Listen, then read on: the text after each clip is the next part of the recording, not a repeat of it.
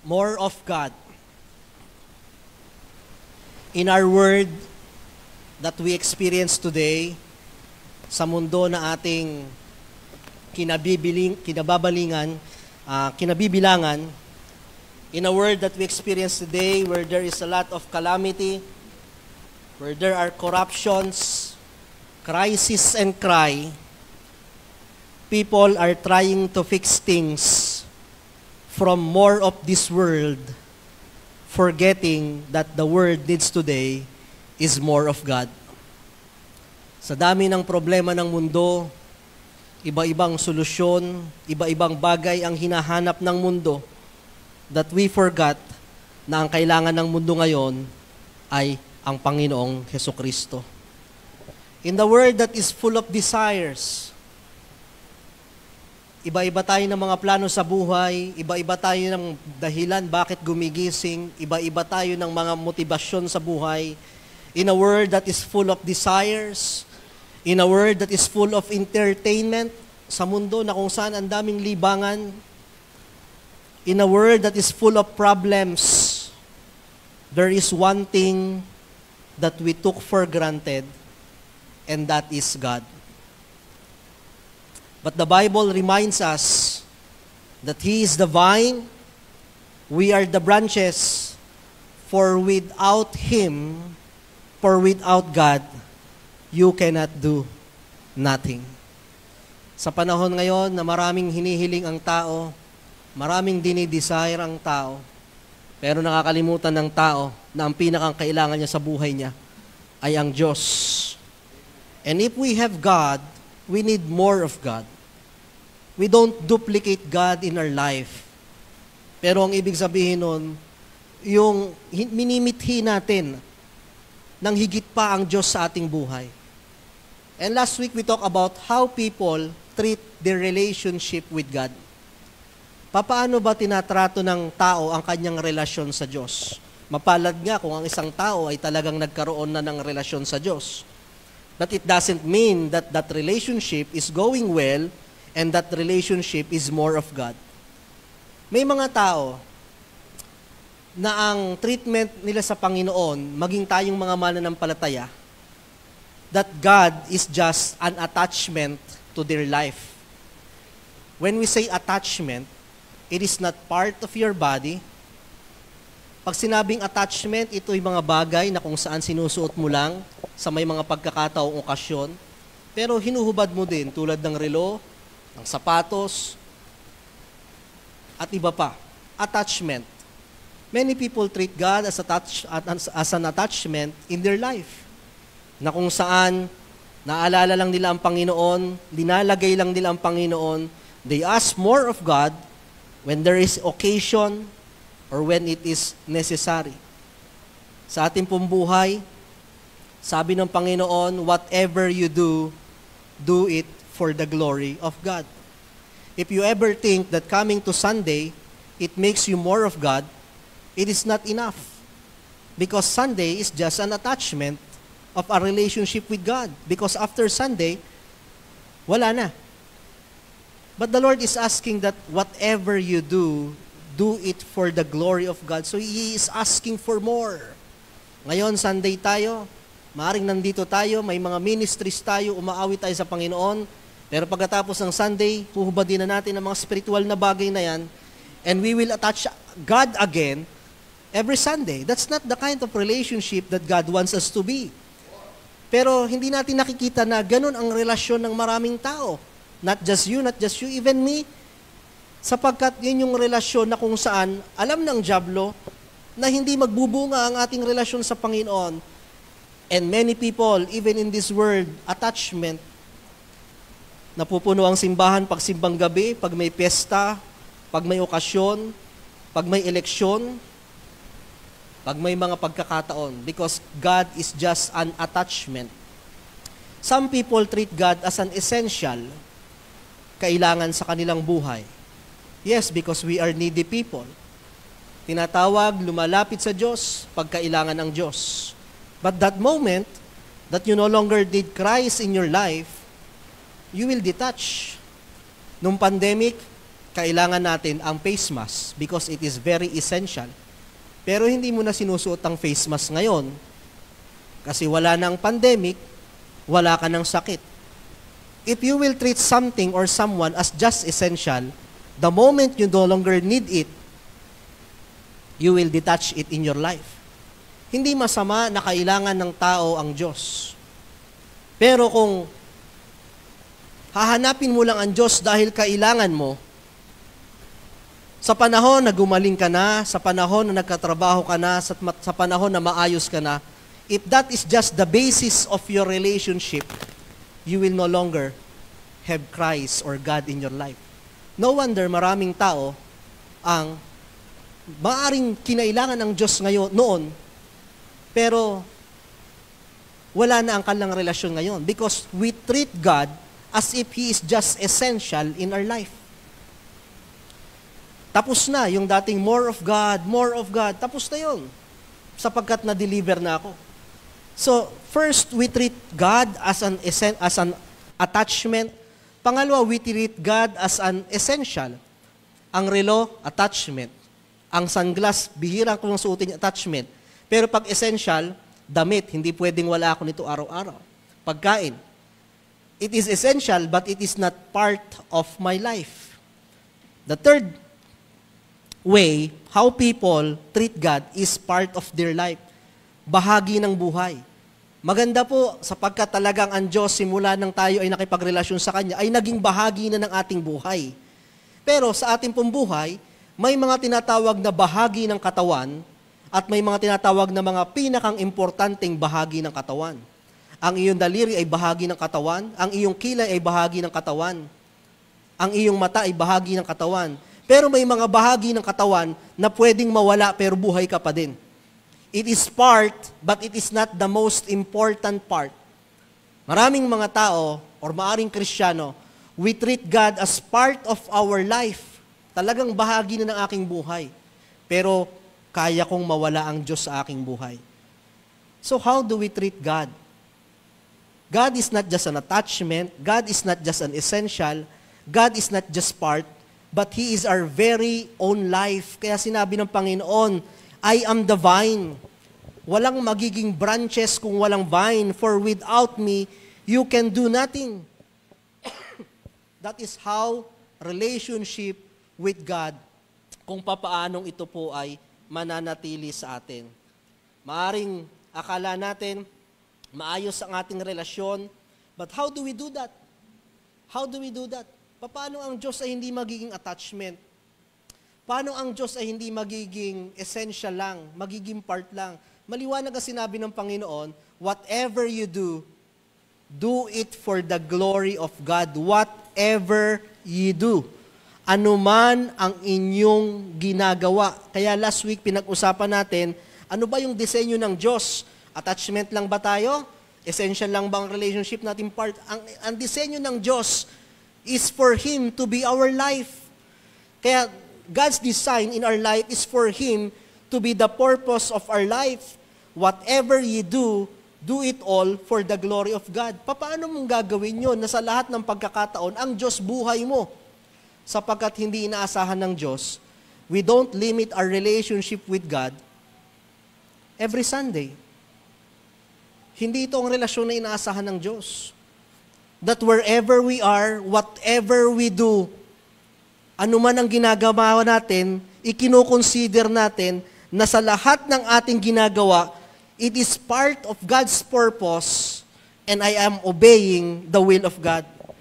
That's why in the quest for finding life's purpose, we should consider what is the purpose of God in my life. Hindi lang yung ano ang plano mo, ano ang dahilan mo. Kinukonsider din natin, ano ang dahilan ng Diyos? Ano ang plano ng Diyos? Bakit ako nandito? Bakit dito ako linagay? Ba't dito ako nag-aaral? Bakit siya ang napangasawa ko? Bakit ako ang naging magulang? Ano ang purpose? Sapagkat sa bawat ating ginagawa, whatever you do, do it for the glory of God. Pag ililimita lang natin ang ating relasyon sa Diyos, sa mga panahong tayo'y nasa iglesia, hindi magkakatotoo yung sinabing, whatever you do. whenever you do. Kaya yung ating relasyon sa Diyos, if you want to have to be more of God, we will consider God in every day. In all thy ways, acknowledge Him. At isa na doon yung ating mga plano at purpose sa buhay. Is this life driven by the purpose of God? The purpose of life is not just whatever I want or whatever I do. Hindi lang ang usapin ng buhay, ano ba yung gusto mong mangyari? Kalimitan tinatanong natin ng tao, anong gusto mong mangyari? Anong gusto mong gawin? Anong pangarap mo? Pero dapat tinatanong din natin, ano bang gusto ng Diyos mangyari? Bakit ako nandito? Bakit niya ako linagay dito? Ano ang pinapagawa ng Diyos? Whatever you do, do it for the glory of God. So God's design, if you want to have more of God, diba? Kung gusto natin na magkaroon ng higit pa sa ating buhay ang Diyos, diba? Don't limit ourselves. Going to prayer meeting, going to worship team, whatever you do sa bawat araw, laging laman ng ating isip, Lord, ano yung ipapagawa mo dito sa trabaho ko? Lord, ano yung ipapagawa mo dito sa eskwelahang ito? Meron tayong sariling purpose, pero lagi nating i-attach yung purpose ng Diyos. God's design in our life is for Him to be the purpose of our life. Pangalawang bagay is for Him the path of our life.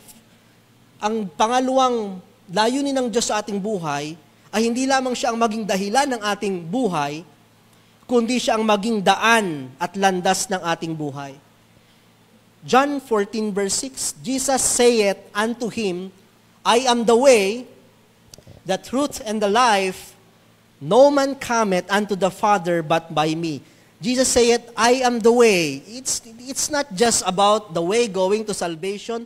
It's not just a way going to the Father. But when He said, I am the way, ito'y tumutukoy sa anuman ang landas ng buhay, ang Diyos ang daan. Ang Diyos ang kaparaanan. Remember that every purpose, lahat ng ating plano, every purpose and desire leads to destination. Kaya mo ginagawa ito, may tinutumbok ka ng puntahan sa iyong buhay. But between the desire and the destination, there is a thin line that what is called the path that will lead us. Mula sa plano, hanggang mula sa desire, going to destination, merong daan. Maraming daan, pero kailangan malaman natin kung ano yung daan ng Panginoon that will lead us. And the Bible is very clear, I am the way, the truth, and the life. So anumang purpose o desire ng ating linalakaran, dapat kinoconsider natin, ito ba ay daan na matuwid? Ito bang daan ko ay daan ng Diyos? Ito ba ang daan na itinuro ng Diyos? Psalm 119 says, Thy word is a lamp unto my feet and a light unto my path. Ang inyong salita na mismo ang Diyos, siya ang lampara ng aking paa sa bawat hakbang at liwanag sa aking daan. We should consider God in our path. Ano ba ang purpose ng liwanag? Bakit kailangan nating ng liwanag when we walk through? First, it is for direction. It is a guide. Kaya sinabi dyan, Thy word is like a lamp unto my feet. Kaya ang Diyos po ay nagbibigay ng salita ng Diyos upang ang salita ng Diyos na ito ay maging lampara upang magkaroon ng direksyon ang buhay ng mananampalataya. In old custom, meron silang mga lampara pero kalimitan dahil sila ay working, hindi nila linalagay sa kamay. Sapagkat may mga dala silang mga kahoy, may mga dala silang mga gamit, linalagay nila ang kanilang mga ilaw sa paa at ito'y parang nakatali. At sa kanilang paglalakad, sa bawat hakbang, hindi nila makikita ang dulo agad. Limitado lamang ang pwedeng makita ng ilaw na yon. So every step, they need the lamp. They need that light. Ganon din po sa ating pumbuhay. Maaaring hindi natin maunawaan ang lahat, maaaring hindi natin alam ang destinasyon, Pero sa bawat liwanag, sa bawat salita ng Diyos na ating naririnig at tinataglay sa ating puso, ito'y nagbibigay ng direksyon sa isang mananampalataya at ang direksyon na yon ay direksyon na nagmumula sa Diyos. That's why we need the Word of God. It is very important na sa ating pambuhay, maaring may sarili kang lampara, maaring may sarili kang diskarte sa buhay, maaring may sarili kang pamamaraan, but we need the Word, we need the lamp, we need more of God in our life because it guides us with our direction. Pangalawa, ang liwanag, hindi lang siya nagbibigay ng direction, it helps us in our decision. A lamp unto my feet and a light unto my path. Pag ikaw naliwanagan na, alam mo kung mauuntog ka.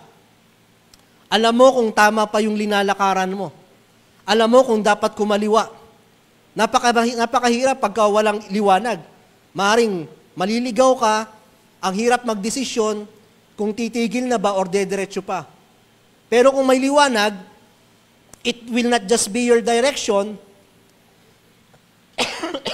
but it will help you in your decision. The Bible says, the Word is like a lamp unto my feet and a light.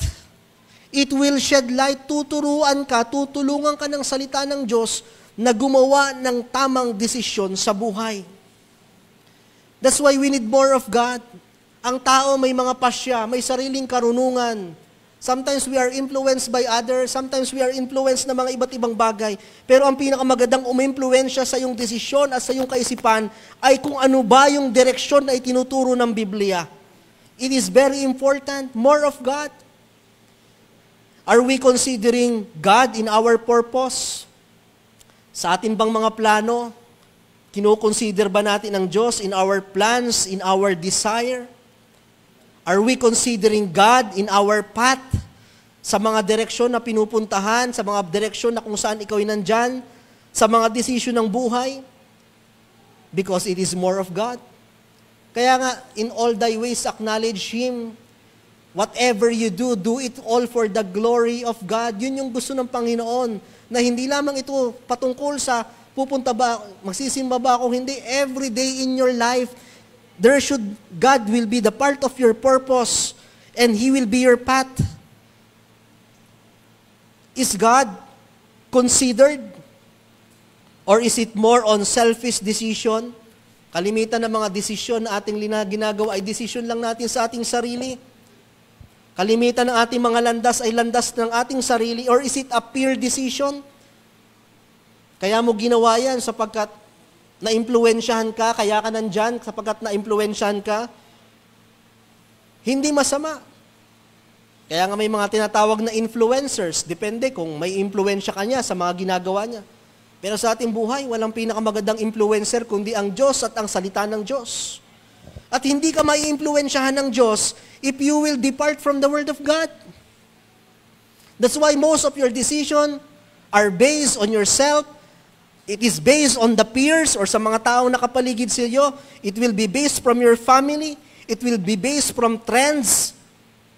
And there's nothing wrong with it. Pero dapat consider Christ.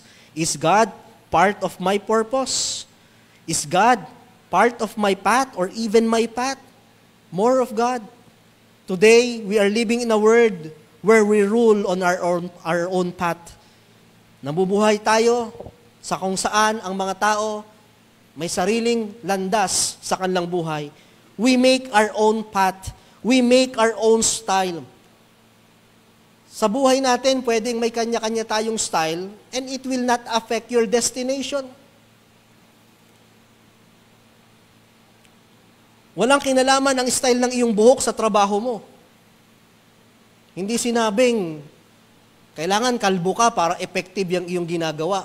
Hindi sinabing, kailangan ganang walang, kahit anong gawin mong style, it will not affect your works. Kanya-kanya tayong style ng pananamit, kanya-kanya tayong style ng pagluluto, it will not. Pero pagdating sa usapin, ng usaping pagdating sa Diyos, hindi pwedeng kanya-kanyang style. Hindi pwedeng kanya-kanyang paraan. May paraan ang Diyos. When it comes to God, hindi pwedeng kung ano yung gusto mo. Kung gusto natin talagang maayos ang lahat, hindi pwedeng style natin ang masusunod sa Diyos. May daan, may katuruan. Kaya nga sabi ng Bible in Joshua chapter 1 verse 8, this book, ito yung paraan eh. We are talking about success. We are talking about prosperity. In fact, the word success or prosperity in the Bible first mentioned in this book or in this chapter. This book of the law shall not depart out of thy mouth, but thou shalt meditate therein day and night, that thou mayest observe to do according to all that is written therein. And look at this, for then thou shalt make thy way prosperous, and then thou shalt have a good success. Yun naman yung plano ng lahat eh. Maging matagumpay. Hindi lang material, matagumpay sa bagay, matagumpay sa trabaho, sa pamilya, success, prosperous. Pero may kanya-kanya tayong style. Pero hindi pwedeng style natin ang masusunod. Merong style or merong paraan ang Diyos. Pero ang sabi ng Diyos, ang paraang yan, ang landas na kung saan, hindi ka hihiwalay sa salita ng Diyos. You will not depart from my will. You will not depart from my word. Nakakalungkot lang sapagkat maraming tao ngayon, hindi lang basta tao, maging mga mananampalataya, ang daming plano sa buhay, pero hindi nakasama ang plano sa paglakad, nakasama ang Diyos. May sariling landas, pero sabi ng Panginoon, if you want to have success, if you want to fulfill that desire, this book of the law shall never depart out of thy mouth. Today, we have more of our career, but less of Christ. We have more of works, but less of the word.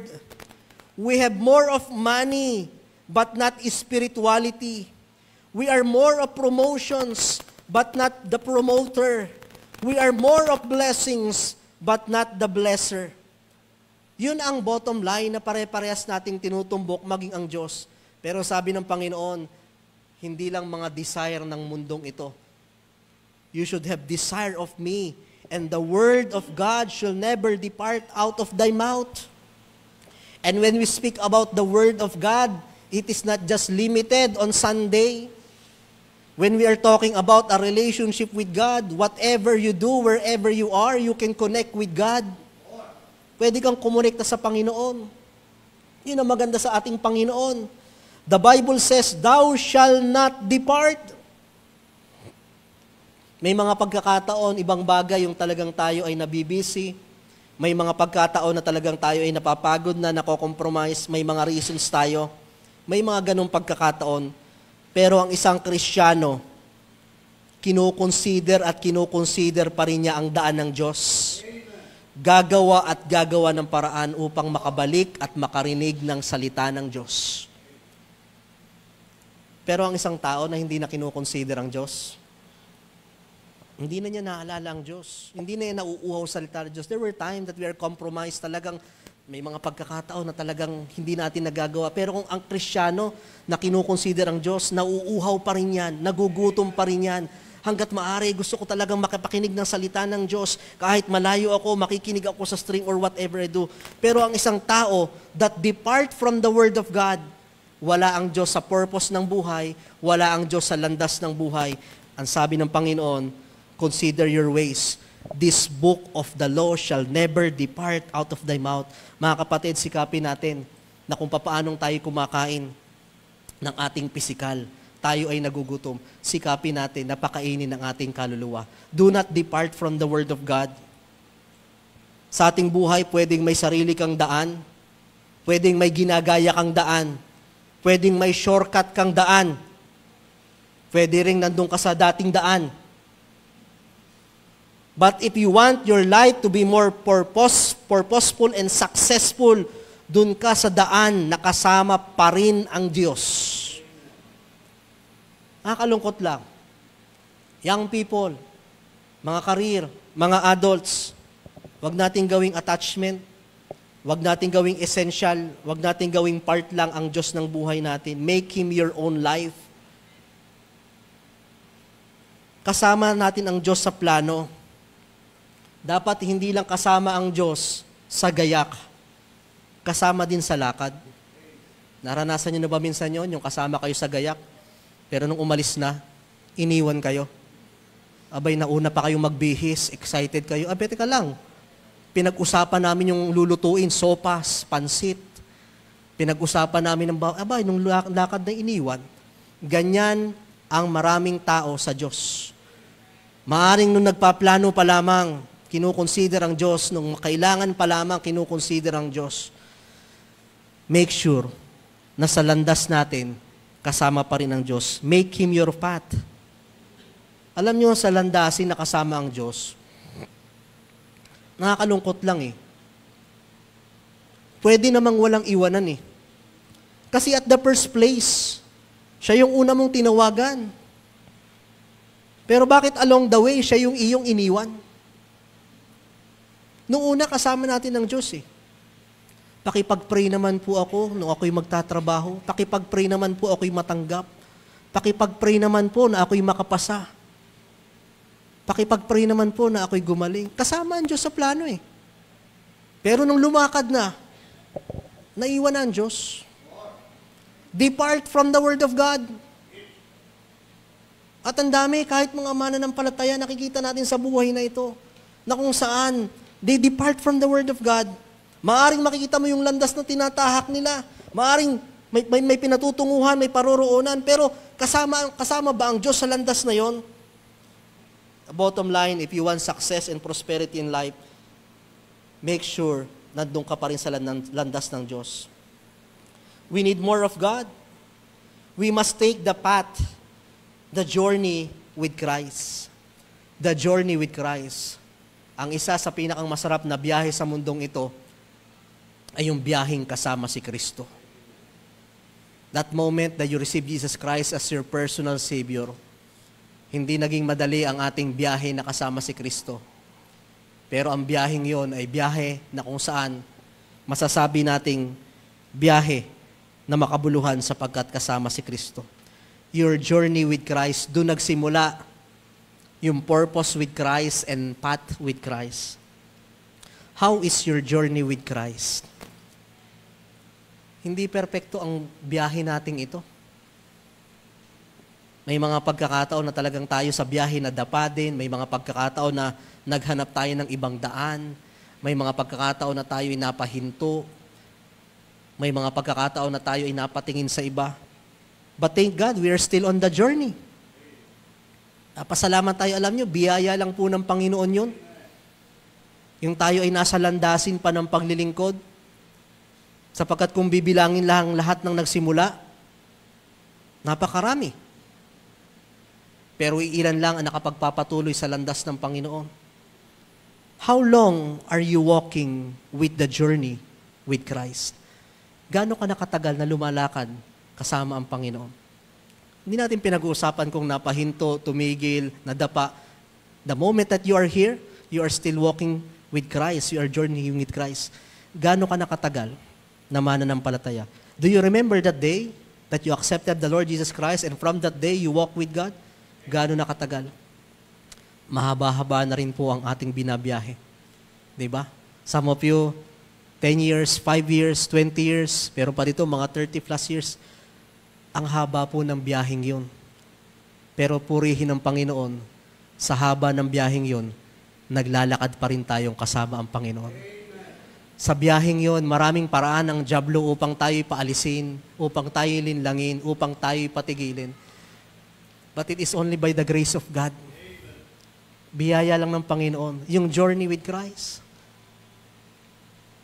Ang biyaheng yun ay mas mahaba pa sa biyahe ng ating pag-aaral, mas mahaba pa sa biyahe ng ating pagtatrabaho.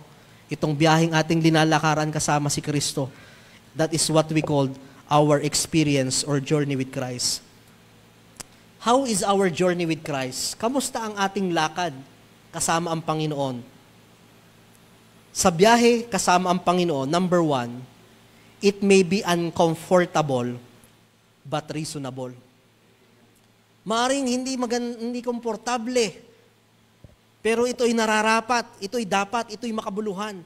Luke 9 verse 23, and He said unto them, usapin po ito ng if condition, sa mga taong nagpapatuloy, sa mga taong gustong sumunod pa rin sa akin, sa mga taong nagpapatuloy sa paglilingkod, if any man will come after me, let him deny himself. When we say deny himself, uncomfortable yun. Hindi minsan maganda sa pakiramdam. Humanly speaking, not spiritually speaking, uncomfortable but reasonable. When we're speaking about comfort and I'm comfortable, pagdating sa pagsunod sa Panginoon, merong decision between comfortable and uncomfortable.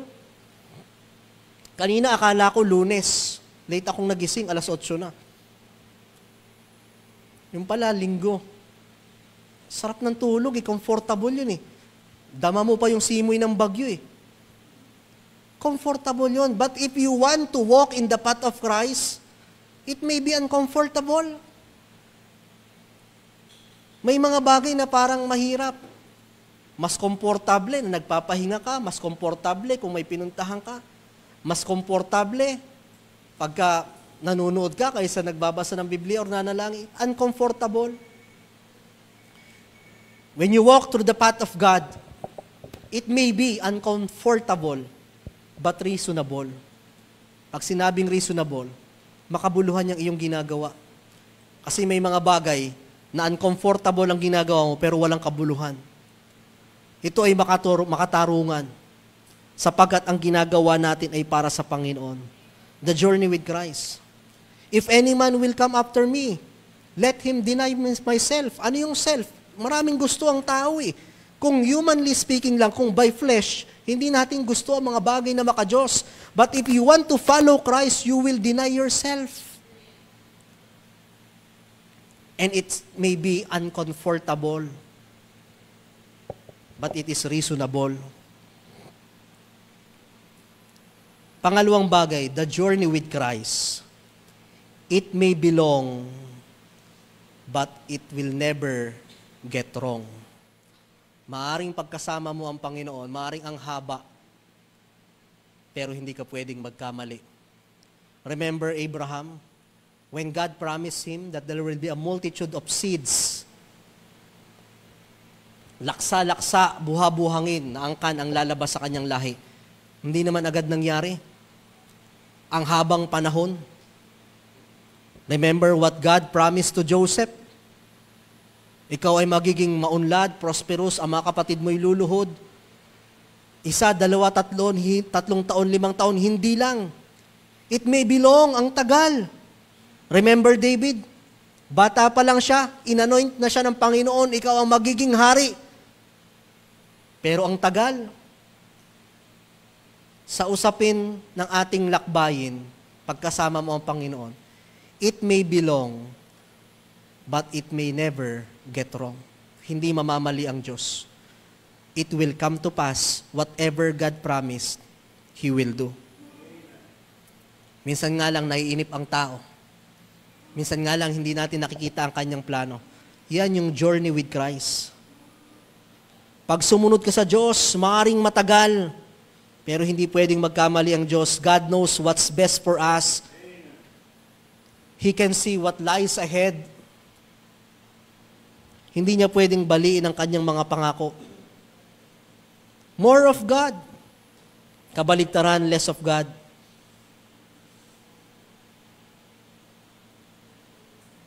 Kaya minsan, in the path, walking through this journey of life, minsan, sinusunod natin, gumagawa tayo ng sariling daan, sumusunod tayo sa ibang daan, gumagaya tayo sa ibang daan, sapagkat minsan ang daan ng Diyos, mahaba. Pero hindi pwedeng magkamali ang Diyos. Kung susundin mo yung daan ng iba, mabilis. Halimbawa sa trabaho, gawin mo yung daan ng iba, gawin mo yung ginagawa ng iba. Manira ka, manipsip ka, gawin mo yung ginagawa ng iba, mabilis. But it will be wrong. There are things that seems right, but the end thereof is destruction. Kung tayo, hindi lang lalaban ng patas, mabilis eh. Sa trabaho, sa mga naglilingkod sa gobyerno, Sundin mo ang patakaran ng mundo, mabilis. It may belong sa Panginoon, but it will never go wrong. Ang sugal, mabilis din. But it will lead to wrong. Kung susundin mo yung pattern ng mundo sa mga relasyon, mabilis lang naman. Mabilis lang magkaroon ng relasyon. Pero pag ikaw ay sumunod sa patakaran ng Diyos, ang dami namang patakaran, ang daming gagawin, ganto-ganto, it may belong, but it will never lead you wrong. Because the Bible says, if you are walking in the path of God, it may belong, but all things will work together for good to them that love God. Ang hirap pong sumabay kung kayo ay nasa mga trabaho, kung kayo ay nasa paaralan, kung kayo ay may mga ginagawa. Ang hirap sumabay na hindi natin lalakaran yung mga daan nila. Sapagkat maiiwan tayo. Pero sabi ng Biblia, the journey with Christ, minsan matagal. Pero hanggat nandito ka sa daang ito, hindi ka magkakamali. The journey with Christ, it may be uncomfortable but reasonable. It may be long but never wrong. The journey with Christ, it may be lonely. It may be lonely but holy. Maaring malungkot, pero kasama mo ang Diyos. When we go outside this church, we are outnumbered. Kaya ang hirap panindigan, mga kabataan, yung daan ng Diyos ang lalakaran. Because when you go outside of this church, ikaw na lang yung Kristiyano doon, ikaw na lang yung lumalakad na gustong sumunod sa Diyos. Na pag hindi ka lumakad sa kanila, you will be lonely. Na pag hindi ka nakisama sa kanila. When you walk through the journey with Christ, it may be lonely. Maaaring iniisip mo, may mga lugar na hindi ko pwedeng apakan, may mga bagay na hindi ko pwedeng hawakan. It may be lonely. And sometimes, it will be the cost of losing someone. It may be lonely, but holy. When we say holy, bagamat iilan lang kayo or nag-iisa ka lang, hindi lang mahalaga sa buhay, yung usaping kasama mo ba sila, ang mahalaga, kasama mo siya. Kahit malungkot yan, kahit nag-iisa ka dyan, kahit kokonti kayo dyan, ang mahalaga, kasama mo ang Diyos. You can be filled with many peers and people and ties in your life. Pwedeng marami kang kasama, pero hindi mo kasama ang Diyos. Bakit? Hindi yan ang landas ng Diyos. When you walk with the journey with Christ, mararamdaman natin yan, it may be lonely, but it is holy. Lonely. Few. Pag-usaping patungkol sa simbahan. Have you ever felt sometimes that you felt lonely and sad? Sapagkat pagka kayo ay mag-iimbita sa ibang lugar, ang daming sumasama. Pero pagka sa church, nariranasan nyo yan, di ba? Gusto rin nyo naman makasama ang kaibigan nyo dito eh. Gusto nyo rin naman makasama yung classmate nyo. Gusto nyo rin naman makasama yung mga loved ones nyo. Sama-sama. Pero pagdating sa usaping maka-Diyos, nag-iisa ka. Ganyan ang gawain ng Diyos. Sometimes it's lonely. Bakit ako na lang?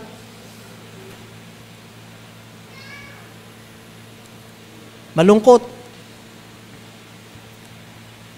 It may be lonely but holy. Sometimes when it takes sacrifice, may mga gagawin kayo, tinitingnan nyo, bakit ako lang? Nasaan sila? Kino-consider natin yon. But regardless, never mind. Hindi ka nag-iisa. Kung ginagawa mo yun, nakasama ang Diyos, kasama mo ang Diyos. It may be lonely but holy.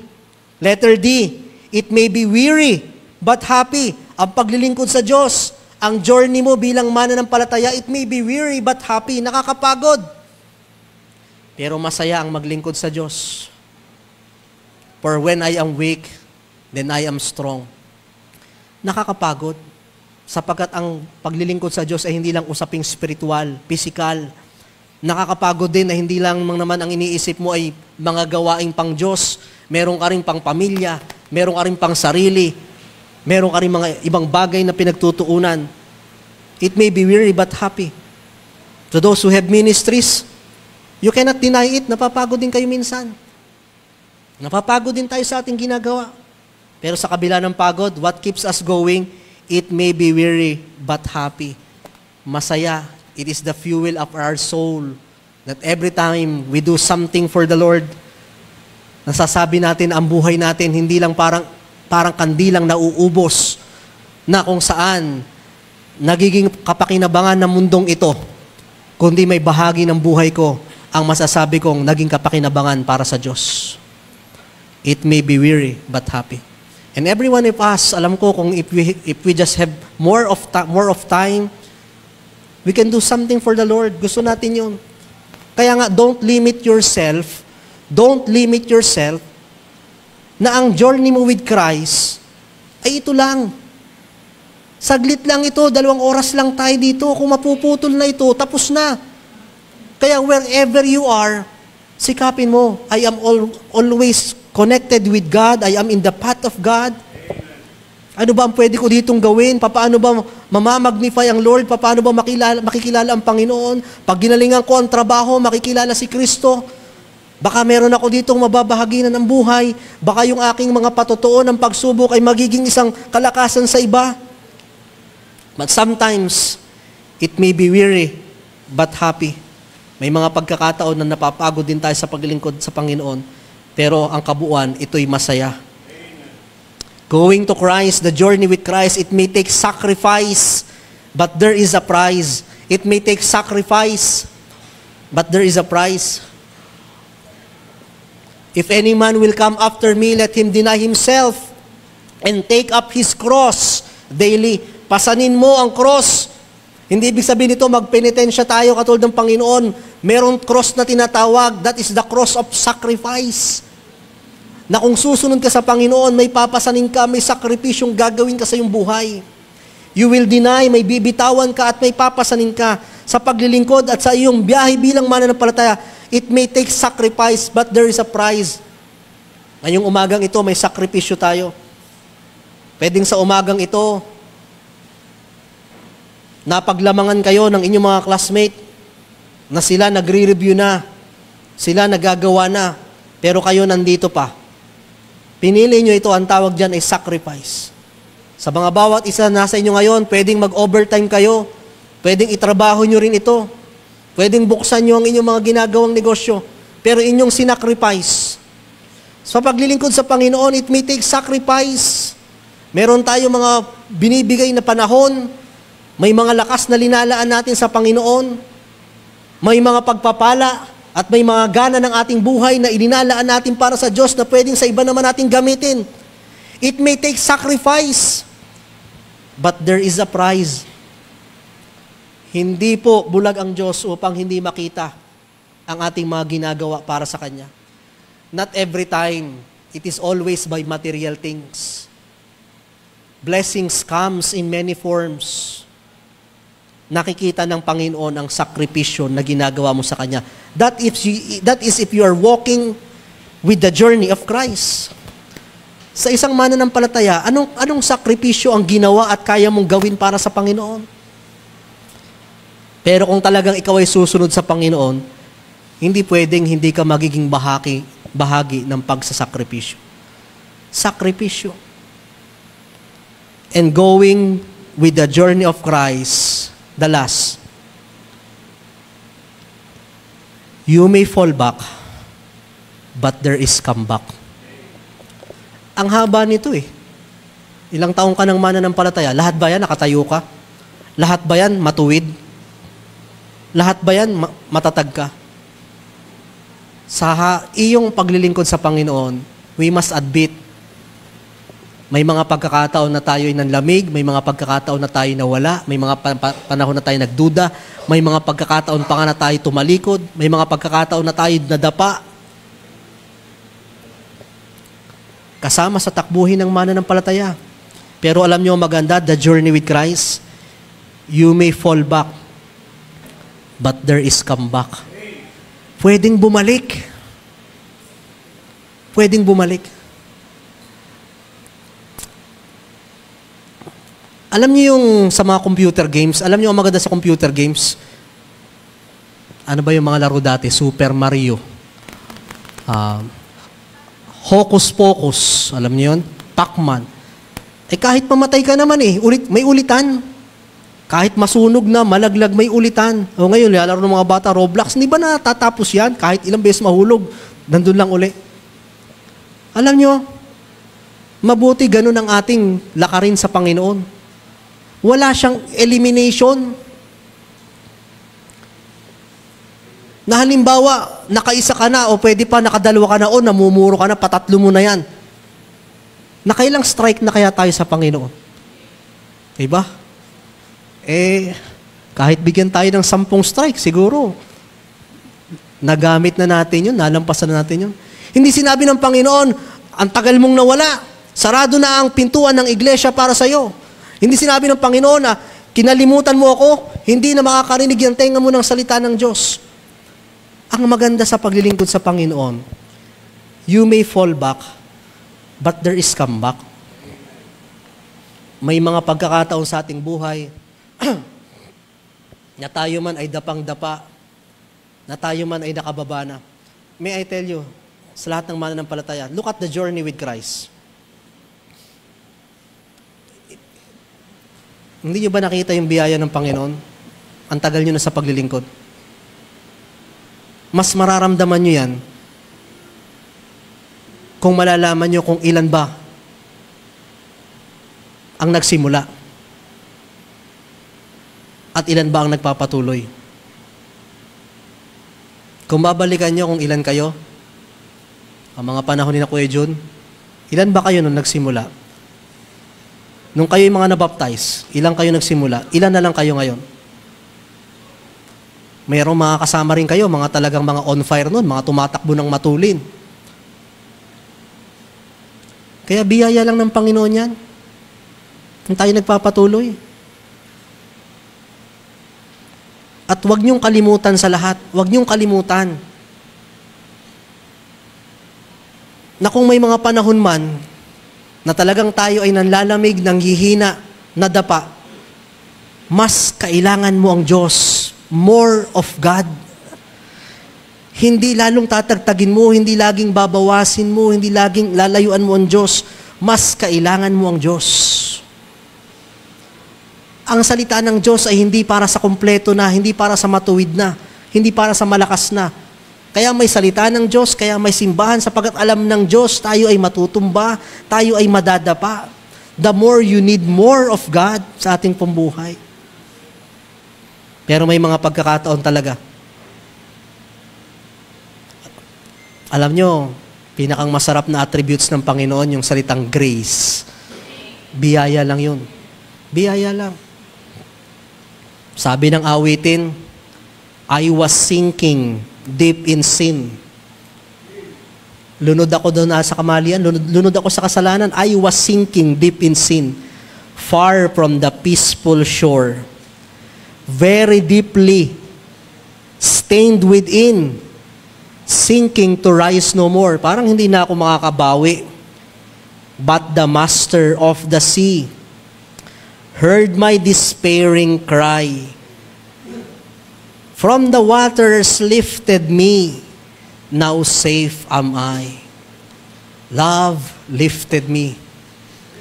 Love lifted me. When nothing else could help, love lifted me.